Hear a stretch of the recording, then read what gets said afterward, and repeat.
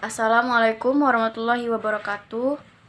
Yang saya hormati Bapak Dian Saputra, SE MACCAK, CA ACPA, sebagai dosen pengampu.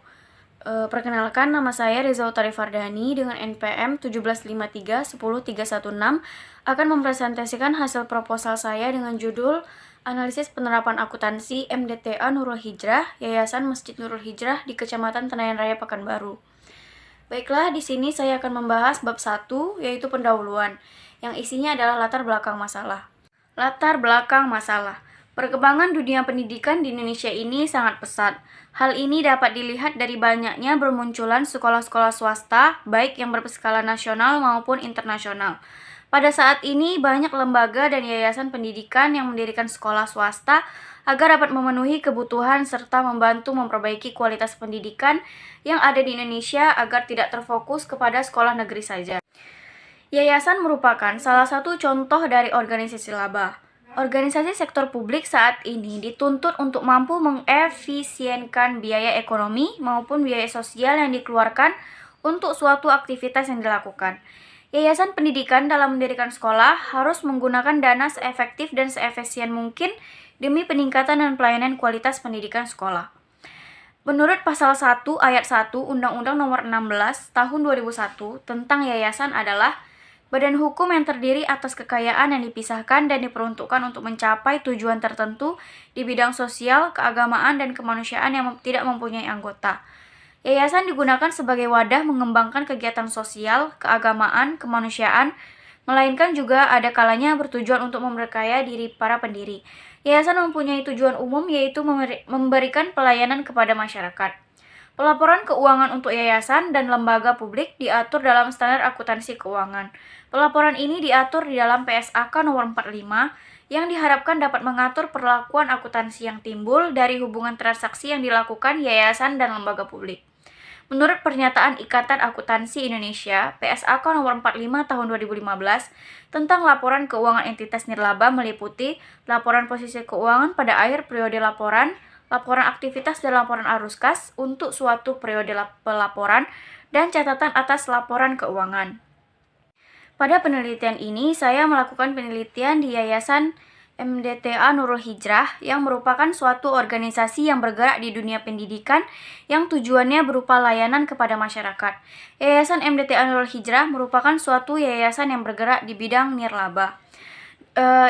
Dari data yang saya peroleh saat wawancara, Yayasan MDTA Nurul Hijrah pada saat pencatatan transaksi keuangan tidak melakukan penjurnalan, tetapi dimulai dengan pencatatan terhadap transaksi-transaksi keuangan yang terjadi ke dalam buku laporan kas bulanan yang terdiri dari pencatatan uang masuk dan pencatatan uang keluar, dan buku daftar penerimaan kas SPP atau kas harian. Selanjutnya, Yayasan MDTA Nurul Hijrah belum menyusun laporan arus kas sehingga tidak ada informasi yang rinci mengenai kas masuk ataupun kas keluar dari MDTA yang berguna untuk memberikan gambaran tentang alokasi kas ke dalam berbagai kegiatan. Selanjutnya yaitu Yayasan MDTA Nurul Hijrah hanya menyajikan laporan keuangan yang terdiri dari laporan pertanggungjawaban. Dalam menyusun laporan keuangan tersebut, Yayasan masih menggunakan format dan akun-akun yang terdapat di dalam penyusunan laporan keuangan dan tidak membuat laporan sesuai dengan PSAK nomor 45. Yang yaitu sesuai dengan PSAK nomor 45 itu yaitu laporan neraca, laporan laba rugi, dan juga tidak membuat jurnal penyesuaian, buku kas besar, dan neraca saldo. Setelah mengetahui latar belakang masalah dari Yayasan MDTA Nurul Hijrah, dapat kita ambil rumusan masalahnya, yaitu yang pertama adalah Yayasan MDTA Nurul Hijrah belum membuat laporan-laporan keuangan seperti laporan laba rugi, laporan ekuitas, dan laporan lainnya, serta masih menggunakan cash basis dalam pencatatan transaksi. Yang kedua yaitu bagaimana kesesuaian penerapan akuntansi pada MDTA Nurul Hijrah, Yayasan Masjid Nurul Hijrah di Kecamatan Tenayan Raya, Kota Pekanbaru, dengan prinsip akuntansi berterima umum. Selanjutnya yaitu adalah tujuan penelitian. Tujuan penelitian ini adalah untuk mengetahui apakah penerapan akuntansi pada MDTA Nurul Hijrah, Yayasan Masjid Nurul Hijrah di Kecamatan Tenayan Raya, Kota Pekanbaru telah sesuai dengan prinsip akuntansi berterima umum. Selanjutnya, saya akan membahas tentang manfaat penelitian. Yang pertama yaitu bagi penulis.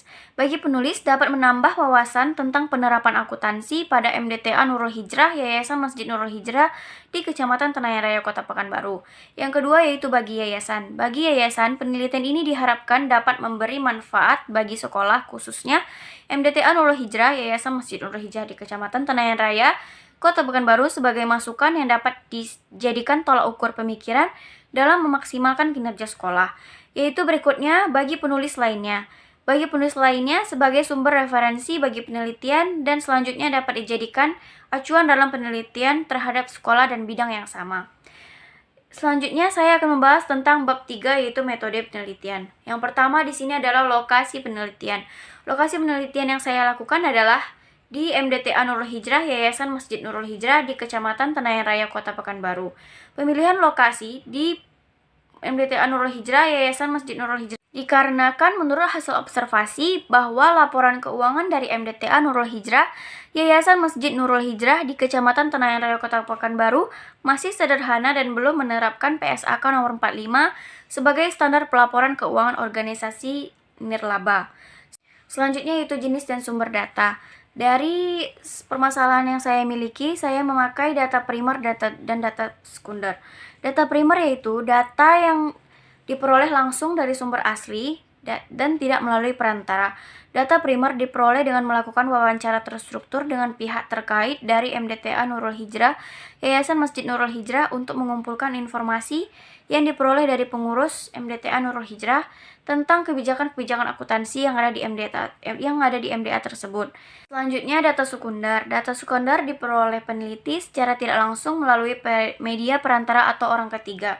Data sekunder digunakan dalam memperoleh segala data yang berkaitan tentang MDTA Nurul Hijrah, Yayasan Masjid Nurul Hijrah. Jenis data sekunder ini antara lain yaitu laporan keuangan, sejarah organisasi, dan lainnya.